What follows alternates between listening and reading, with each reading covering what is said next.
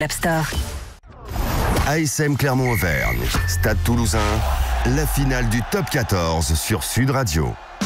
Le Grand Matin Sud Radio. Le petit déjeuner politique. 7h44, merci d'être avec nous, c'est le Grand Matin Sud Radio et c'est le petit déjeuner politique de Julien de Normandie qui est ministre auprès de la ministre de la Cohésion et des Territoires, chargé de la ville et du logement. Bonjour Julien de Normandie. Bonjour. Qu'est-ce que c'est que ce bug sur le site pour un éventuel référendum sur la privatisation d'Aéroports de Paris ?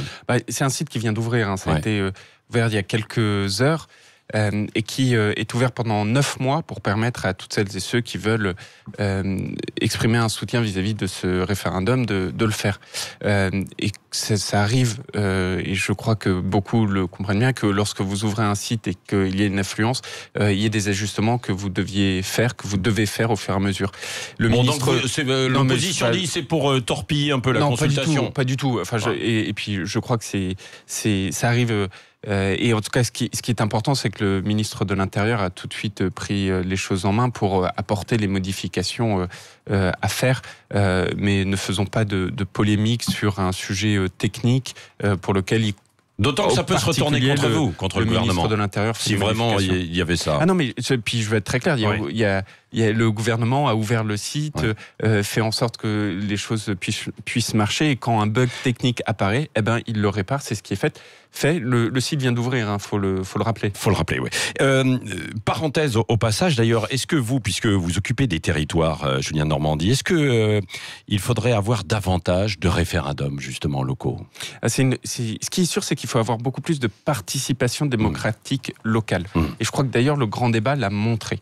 Et donc, à ce titre, il y a la question de faire des référendums de manière plus régulière, notamment des référendums locaux. Mais concrètement, ça veut dire quoi ? Ça veut dire que les concitoyens aient la possibilité de mettre à l'ordre du jour des conseils municipaux, par exemple, un certain nombre de sujets. Ouais. Moi, je crois beaucoup à la démocratie, évidemment, comme tout le monde, mais je crois beaucoup à faire vivre la démocratie. Je vous donne un exemple. Je suis ministre du Logement et de la Ville. Dans la ville, il y a des organes absolument essentiels que sont les conseillers citoyens, ces collectifs de citoyens. Hier, j'ai tenu une grande réunion, notamment avec eux, pour voir comment renforcer leur action, comment faire vivre leur action. Parce que Simone Veil, qui avait cette très belle phrase, on ne fait pas la ville sans les habitants. Ouais. Et je crois que c'est très vrai, et donc il faut entendre la voix des habitants à chaque fois. À propos d'habitants, chaque matin, depuis un mois, il y a des parents d'élèves qui forment une chaîne humaine en Seine-Saint-Denis pour protéger symboliquement l'école Hugo Balzac du trafic de drogue. C'est loin d'être un fait isolé, disent ces parents, parce qu'il y a un malaise plus profond autour des trafics de drogue. Quelle réponse vous pouvez apporter ? Le trafic de drogue est quelque chose de pas nouveau et malheureusement quelque chose qui perdure dans notre pays. Et donc là, il faut mettre en place absolument toutes les politiques nécessaires, c'est-à-dire aucun laxisme, aucune tolérance vis-à-vis des trafics et de ceux qui les pratiquent. Et je crois que c'est absolument nécessaire parce que les premiers qui pâtissent de ça, ce sont les habitants de ces territoires où ces trafics ne cessent d'être présents. Oui, et donc présent et même d'augmenter, quoi. Oui, mais alors, qu'est-ce qu'on fait vis-à-vis de ça ? Il y a d'abord toute la réforme visant à accroître le nombre de forces de police et de gendarmerie. Il ne faut pas oublier que ces dernières années, notamment sous le quinquennat de M. Sarkozy, les forces de police, et en particulier dans ces territoires, elles ont diminué. Diminué. Et donc aujourd'hui, le gouvernement, il a pris un engagement très fort, c'est d'augmenter plus 10 000 personnes. Ça commence à se voir ou pas sur le terrain ? J'ai pas l'impression, si. Ça commence à se voir. Après, il faut aller encore plus vite et c'est tout le sens de la politique. Et deuxième chose, il faut lutter contre les réseaux. Mais en remontant très haut dans ces réseaux, parce que si vous ne luttez que sur la fin, l'aval, mais que vous n'allez pas prendre le problème à la source, vous n'y arrivez pas. Et ça, c'est tout le sens du plan de lutte contre les réseaux de drogue sur lequel travaille le ministre de l'Intérieur. Oui, Julien de Normandie, au passage, est-ce qu'il ne faudrait pas finalement légaliser le cannabis pour lutter contre les trafics de drogue ? Parce que certains disent on laisse faire parce que c'est du business et tant qu'il y a ce business qui fonctionne dans certaines banlieues, on ne fait pas autre chose. Non, moi ma position c'est que non, il ne faut pas. Légaliser. Non, il ne faut pas le légaliser. Pourquoi ? Je ne parle vraiment pas du cannabis thérapeutique ou autre. Je parle vraiment de votre question. Non, parce que je pense que ça ne serait pas un élément qui améliorerait la situation. Je comprends que certains aient pu se poser la question. Souvenez-vous d'ailleurs même, ce débat a eu lieu pendant la campagne présidentielle. Mais moi, regarde, mon expérience, de terrain, au regard de tous les échanges que je peux avoir avec soit les habitants, soit les policiers, soit le corps médical, je crois vraiment aujourd'hui qu'il ne faut absolument pas légaliser le cannabis. Oui. D'un mot, vous allez lancer lundi le Conseil des tiers-lieux. C'est quoi cette histoire ? C'est quelque chose qui parle beaucoup à vos auditeurs, j'en suis sûr. Ah bon, les tiers-lieux, pour l'instant, ils n'ont pas entendu parler. Mais bon. Vous savez, c'est ces lieux de partage où vous pouvez aller pour échanger, faire du télétravail. Vous êtes entrepreneur et puis vous allez dans ce lieu où vous... avec d'autres, vous construisez votre entreprise. C'est du coworking, alors. Exactement. Certains s'appellent des espaces de coworking, d'autres des espaces de co-entrepreneuriat, etc. Et aujourd'hui, il y en a beaucoup dans notre pays. Ça répond à une aspiration de nos concitoyens.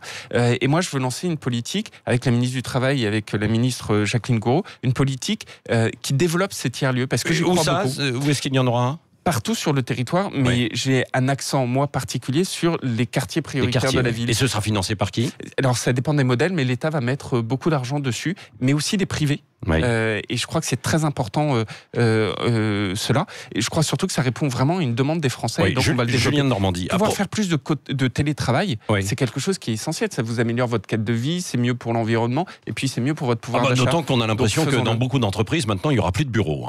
Il y a des grandes sociétés où vous y allez, il n'y a plus de bureaux. Enfin, surtout si... Ça déshumanise totalement. Oui, alors enfin, c'est l'ergonomie des bureaux, c'est un autre débat. Moi, c'est vraiment le fait de... Si vous pouvez arrêter d'avoir 3 quarts d'heure, 1 heure de route le matin pour aller sur votre lieu de travail, mais avoir un endroit près de chez vous où vous pouvez bosser avec d'autres, je trouve ça très bien. Ça fait partie de la transition énergétique en quelque sorte. Aussi, vous avez raison. Alors, on en parle parce qu'il y a eu ces annonces d'Édouard Philippe. Comment vous allez financer la rénovation énergétique là, pour venir à bout des passoires thermiques ? Parce que dit il va y avoir un gros coup de booster, mais je vois pas d'où viennent les financements. Alors déjà, il faut avoir une grande ambition là-dessus. Il y a quelques années, on avait lancé un grand plan de rénovation urbaine dans les quartiers. Et aujourd'hui, moi, je veux lancer ce grand plan de rénovation thermique des bâtiments. Et vraiment, j'en suis le garant en tant que ministre du Logement. Aujourd'hui, il y a des sources de financement. Il y a je rentre pas dans la technique, mais avec des quotas carbone qui existent et qui permettent de financer les transitions. Mais il y a des sources de financement. Il y a aussi une incroyable complexité. Des instruments qui sont pas du tout facilement utilisables. Je vais vous donner un exemple. Quand vous faites des travaux, aujourd'hui, vous avez des crédits d'impôt sur ces travaux. Ça veut dire quoi ? Ça veut dire que vous financez le travaux et puis vous avez l'aide l'année suivante. Elle est belle l'affaire quand vous avez pas forcément la trésorerie pour faire ces travaux. Par exemple, pour les plus modestes, on veut changer la chose pour faire une aide directe et pas un crédit d'impôt. Comme ça vous permet de faire les travaux tout de suite. Et puis, il y a d'autres sujets qui sont assez compliqué, je pense notamment aux grandes copropriétés. Et ça va rentrer en ligne, en application. Là, on est en train d'en discuter. Et l'objectif, c'est de le faire le plus rapidement possible. On est sur les discussions de fond avec mes collègues du gouvernement. Puis vous avez d'autres sujets, c'est les copropriétés. Les copropriétés, on sait que c'est encore plus compliqué à transformer parce que vous avez les règles de copropriété, etc. Et donc ça, on est aussi en train de changer les choses pour faire en sorte qu'on puisse aller plus rapidement. Et comment ça pourra fonctionner ? C'est des dispositifs qui dépendent de la loi. Vous obligerez finalement alors ? Non, parce que la propriété, c'est quelque chose qui est extrêmement protégé dans notre droit et c'est très bien ainsi. Mais par contre, de faire en sorte que ce soit plus simple, de faire en sorte que les... Et de l'incitation fiscale alors aussi. Exactement, qu'on soit incité, c'est très bien. L'incitation fiscale, je vais vous donner un exemple. Oui. Moi, je me bats contre ce fléau des passoires thermiques.